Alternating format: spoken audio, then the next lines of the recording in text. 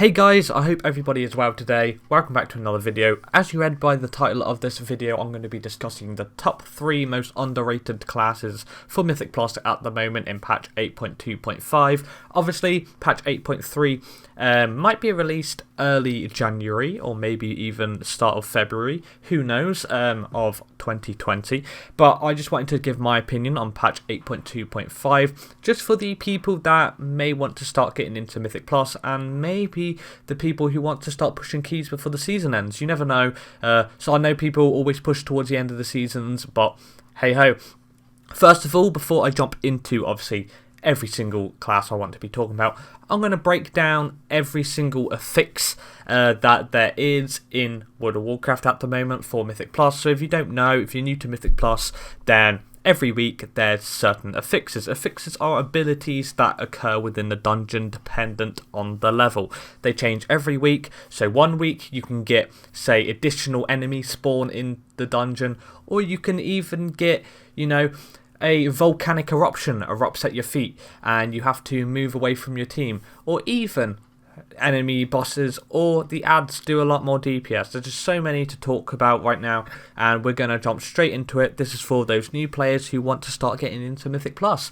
Alright, so the first affix is called Quaking. It periodically, all players emit a shockwave underneath their feet, inflicting damage and interrupting nearby allies. So if you cast while the quake is about to end, then you will get interrupted for about 5 seconds. So you want to be obviously not casting while this is up.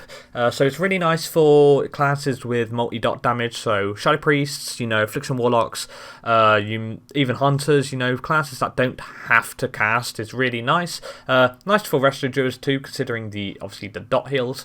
Then we have Teaming. Additional non-boss enemies are present throughout the dungeon, so simple there. All it is adds, more ads in the dungeon, right? So this may, depending on if you're pushing keys, it may affect your routes. So I know that sometimes in Waycrest Manor they have different doors opening, and then there may be an emissary, which are the big night elves that may block your view, so you have to kill them before you can obviously go past. So there's certain elements you want to be considering when you're pushing keys. Obviously, there's fortified. Non-boss enemies have 20% more health and inflict up to 30% increased damage. So basically, non-boss enemies do a lot more damage. So hard for tanks, hard for heals.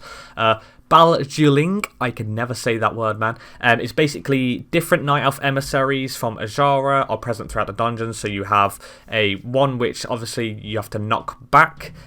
So that's pretty decent. It's good to have a range to knock that back so they don't interfere with obviously the other ads you're pulling, and if you're in the ring it does quite a bit of damage to you, so you want to be knocking it back in that first as a main priority.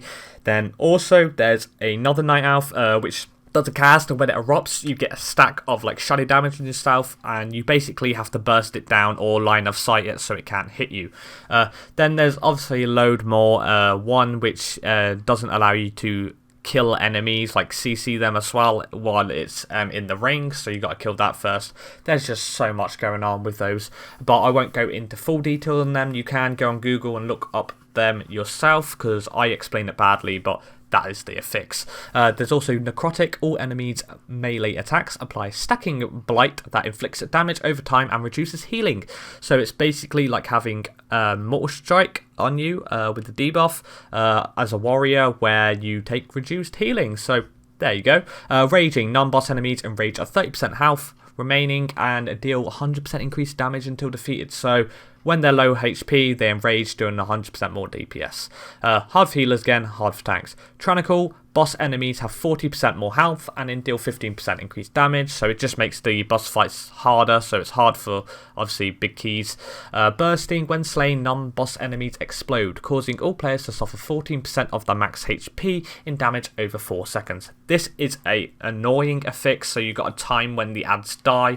If you kill them all at the same time, it goes really bad. Grievous. When injured below 90% health, players will suffer increasing damage over time until healed above 90%, so that's obviously really bad. Volcanic. While in combat, this was talking about earlier, basically a flame will be underneath your feet and it will erupt, so you just got to move from it. Bolstering. When any non-boss enemy dies, its death cry empowers nearby allies, increasing their maximum HP. So basically, when you kill an ad, if the ad dies, it will empower another ad, increasing their health and their damage. So you want to be killing them all at the same time. Skittish is obviously bad. Enemies pay far less attention to threat generated by tanks, so it's just bad for tanks for aggro. Explosive. While in combat, enemies periodically summon explosive orbs that will detonate if not destroyed. So you basically, explosive orbs will come, you got to kill them before they explode, or else you take a lot of damage. And then Sanguine, I can't remember how you say that, Sanguine, I don't know. When slaying non-boss enemies, leave behind a lingering pool that basically does a lot of damage to you if you stand in it. So, and it heals enemies too, so you want to be moving them out. But now that I've gone and talked about the affixes, I will be giving you a detailed response to each class I want to be talking about. So for the first class, which I think is very underrated at the moment, is in fact Ret Paladin. So Retribution Paladin, they are a class that have sustainability. They have a lot of damage and a lot of heal potential. I like personally doing high keys as a Ret Pala. I'm talking about 10s, 11s, 12s. You may consider that not high, but this is for the new players, don't forget. So the new people who start in WoW and, want to push keys. So I like Ret Paladin. I always get declined though. I'm 440 something item level, so I'm not new to Paladins or nothing, but I find that most people instantly decline me even of my item level because they don't think Paladins can push out a lot of damage, which is not true at all. On my Paladin, if you stack the three main traits which I love playing is obviously Avenger's Might. That increases your mastery by a lot. Indomitable Justice, I love, and I think it's Explosion, I can't remember. I'll put it on the screen, don't worry. This trait is really, really nice, just because it allows you to get your Divine Storm for free, so it's really good for doing AoE potential.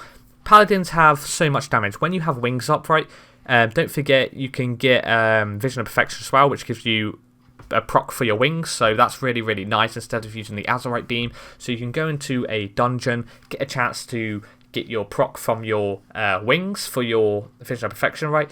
And then this will increase your mastery if you do Avenger's Might, because you're stacking ×3 of them. So every time you get wings up, even if it's from your Vision of Perfection, you're going to get that damage increase for mastery. So that's really, really insane. I love that.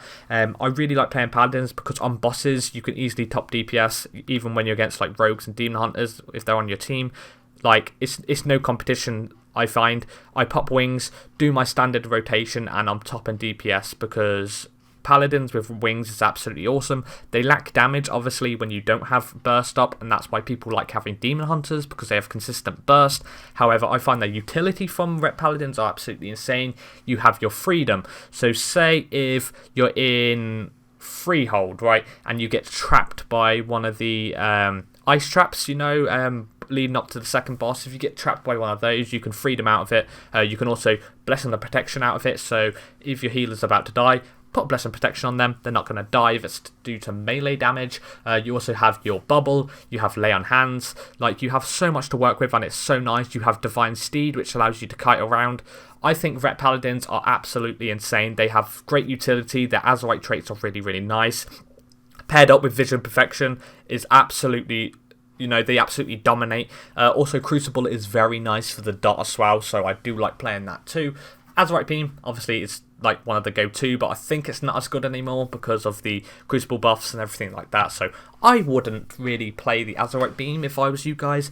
But obviously, it's kind of, I am bigging up Retribution Paladins and the other classes I'm going to be talking about, but obviously each week is different, right? One week it could be very nice for ranged DPS. You could have, for example, just a ton of easy affixes like Skittish, but it's not easy, but it's easy for obviously ranged DPS. You could have something like Tyrannical, or you could have Fortified. Easy for ranged DPS, but when you start going into a week which is hard for melee DPS, like Quaking, Volcanic, Bursting, like Raging, like those type of affixes are going to mess up melee DPS purely for the fact that the ranged are standing away, so they don't really take that much damage. Whereas when you're in the main fight, you're gonna, if the boss or ad goes on you, you're gonna get chomped. So It's kind of all dependent on what week it is. However, this is just a guide on what I think.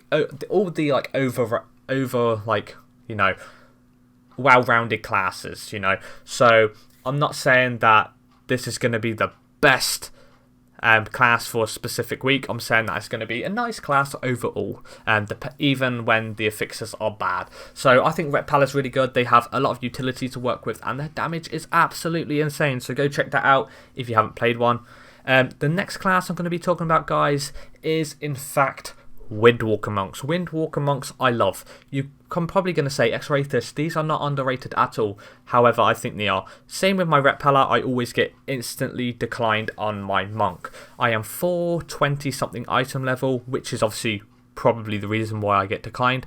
However, recently I've been doing plus 10s and plus 11s on my Monk. It went absolutely awesome, topping DPS by a lot. I'm doing like 50k DPS and ads, and I'm not even kidding either. Like, having your spirits, you know, your storm, earth, and fire is actually really, really beneficial because you can push out a lot of damage on ads. Again, if you play Vision of Perfection, you can actually get a proc where you can get your images out as well, which is really, really nice. So I like playing Windwalker Monk because of their utility and pure damage potential. I think that having a monk on your team actually really does help, in my opinion, just because of the way that they play and the amount of utility they have. They have, you know, Ring of Peace, which you can play into. So you generate a ring, an orb, which knocks enemies back if they go into it. So if your tank's about to die, you can knock them back. You also have your paralysis, which allows you to stun a target. You also have a really, really, really nice burst from your images. You also have leg sweep, which allows you to stun any enemies into obviously the ring. If you're a gnome, you can use your racial to get out of traps and everything like that. Movement and pairing effects.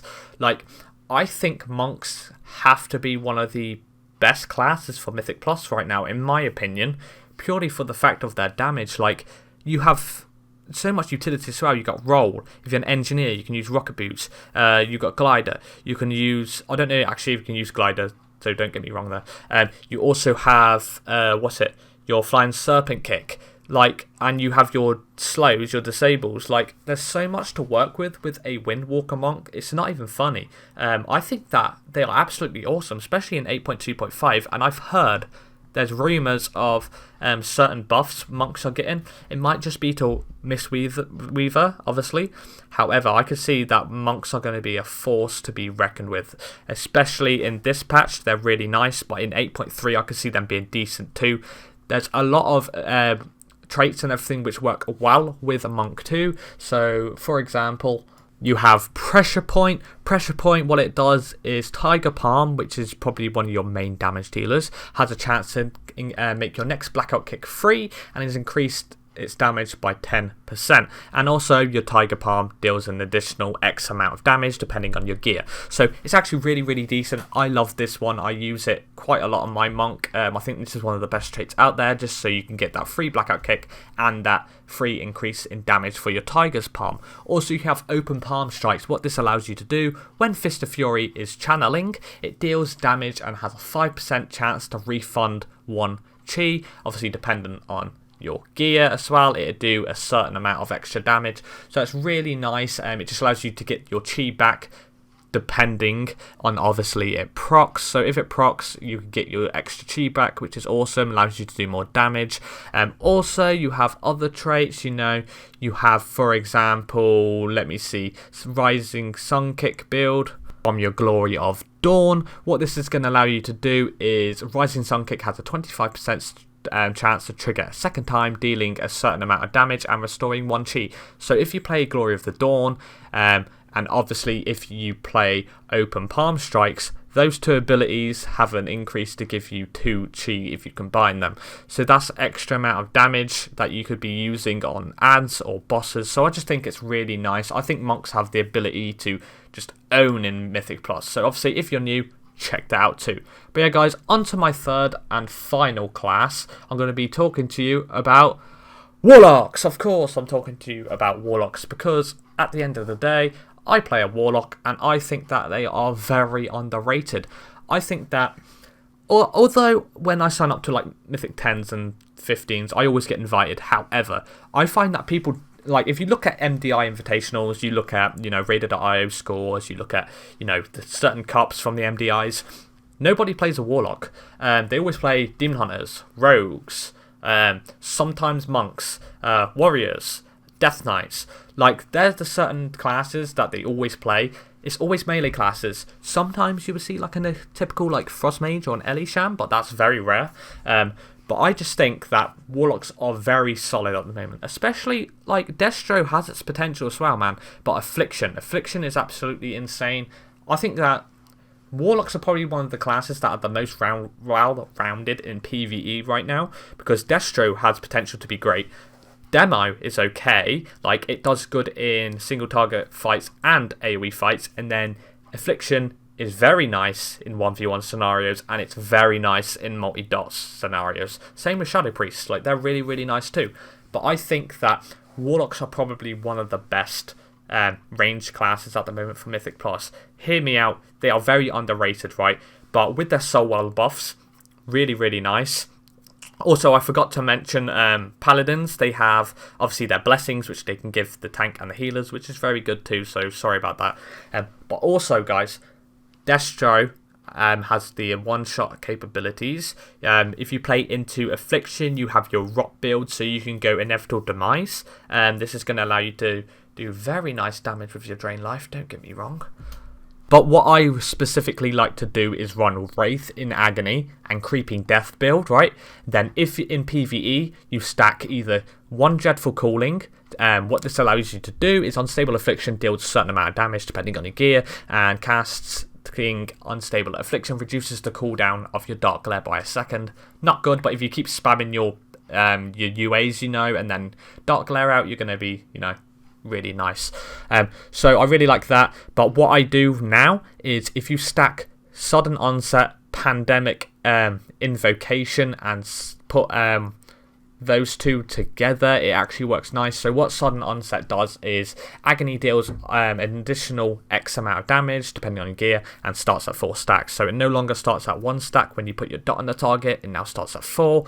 And obviously, if you play with your Wraith and Agony, what this is going to do is allow your Agony to ramp up to 15 stacks, and then the Creeping Death is going to make your dots tick faster on the target. So it's actually really, really decent in my opinion. I love playing this because although it might be hard for a new player to pick up Affliction, purely for the fact that you have to keep your dots on the target, I think it's an easy class because you can see the corruption in, right? Put your dot on, and then just put your Agony on each target, UA on maybe 2 targets, and then you Dark Glare. That's all your dots keeping on target. So it's really, really decent in my opinion. Pandemic, Invocation, Refreshing Corruption, Agony, and Siphon Life with less than 5 seconds remaining will deal X amount of damage and has a 6.66% chance to grant you an extra Soul Shard. So it can refund you a Soul Shard, which is actually decent too because you need that for your burst. The proc rate on that, not really good in my opinion. However, you stack 2 of them, you get an extra proc rate, but I just like that Pandemic Invocation because when you play Creeping Death, it's hard to keep your dots on the target all the time, so you're more than likely going to have to refresh in that 5-second window.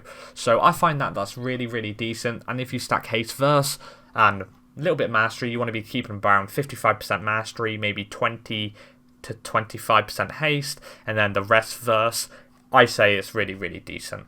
But that's my opinion on the matter, guys. Like, if you also stack Focusing Iris for your main slot, that's good. But I also really like going Crucible of Flame, main essence, and then either Iris secondary and Vision of Perfection secondary.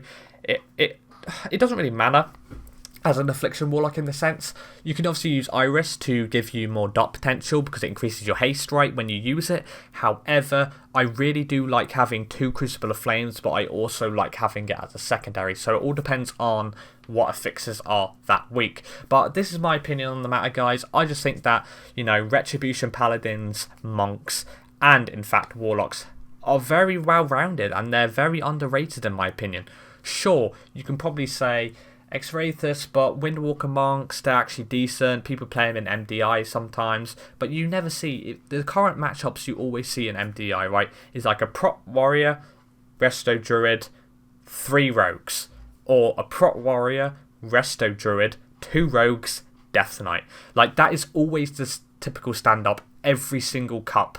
Like, you could have different affixes and they would still play the same classes because rogues have skip, you know, you can skip all the ads and everything, but nowadays you can just use the invisibility potion and you're set, so it's all good. But I hope you guys agreed with me here. It was a little bit of a different video today and I do apologise, so I really do obviously apologise for that. I've made a schedule on what videos I'm going to be doing and when I'm going to start streaming, so obviously check that out in the future. Hope you did like this video.